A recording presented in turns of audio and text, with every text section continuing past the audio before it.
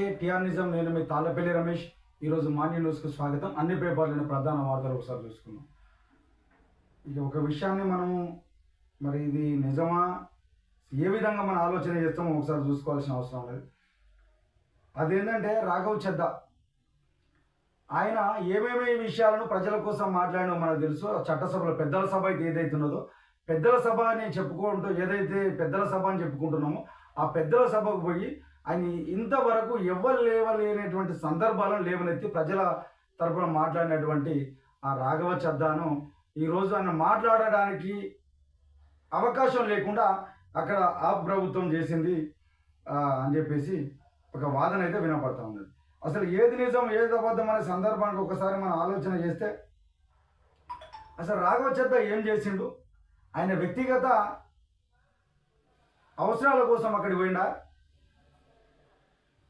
అసలు అక్కడ ఆయన ఏం చేస్తా ఉన్నాడని ఒకసారి ఆలోచన చేస్తే ఇక ఆపు వాళ్ళు ఒక నివేదిక చెప్తా ఉన్నారు. ఆయన ఏం చేసిండు, ప్రజలకు అత్యంత అవసరమైనటువంటి బ్యాంకు ఖాతాల గురించి, ఏదైతే మనము ప్రతిరోజు నిత్యవసరంగా వాడుతున్నటువంటి సెల్ ఫోన్ రీఛార్జీ గురించి, ఏ విధంగా వీళ్ళు అన్యాయానికి గురవుతా ఉన్నారు, పేదలు ఏ విధంగా ఇబ్బందులకు గురవుతా ఉన్నారు, పేదల సమస్యలు ఏ విధంగా ఉన్నాయని చెప్పేసి ప్రజలు లేవనెత్తిండు. సోషల్ మీడియా వేదికగా ఆయన పెద్ద ప్రచారంగా అవుతా ఉన్నాడు. ఈరోజు ఆపు ప్రభుత్వం కంటే, ఆపు వ్యక్తి కంటే కూడా ఎక్కువ ప్రజా ఆదరణ పొందిన నాయకుడిగా అక్కడ కనపడుతున్న సందర్భంలో అక్కడ ఆ పార్టీ ఒక కీలకమైన నిర్ణయం తీసుకున్నది.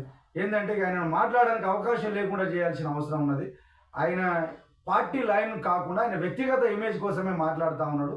ఏ రోజు పార్టీ కార్యక్రమాలకు ఈ రోజు రాలేదు. ఆయనను మేము ఎమ్మెల్యేగా కూడా అవకాశం ఇచ్చినాం, ఆ తర్వాత రాజ్యసభకు కూడా పంపించినాం.